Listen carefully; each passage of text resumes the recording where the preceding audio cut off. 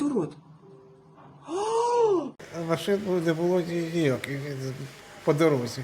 Він різко повернув мені на мою полосу навстрічу. І одразу ж удар вийшов. Він від'їхав назад. І це ж добре, що хоча б що їхав я сам в машині. Ну, якщо б діти були в машині, це ж непонятно, що там було.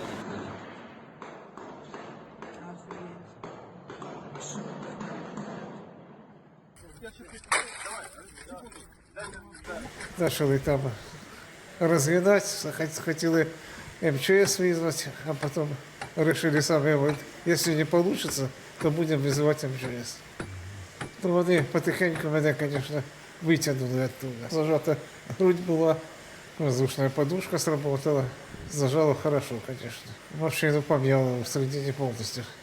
Ногу зажало, лево, а то вся левая сторона поломана, нога і рука.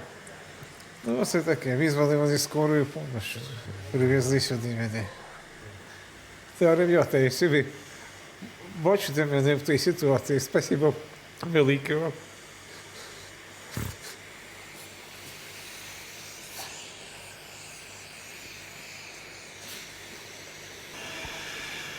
Ну, вже як здоровий. Ну, які подальші плани? Вийти отсюда, стати на ноги, подальші плани. Подальші, я думаю, поправлюсь немножко, я піду в военкомат, запишу в самооборону. Потому что что-то совсем делать надо.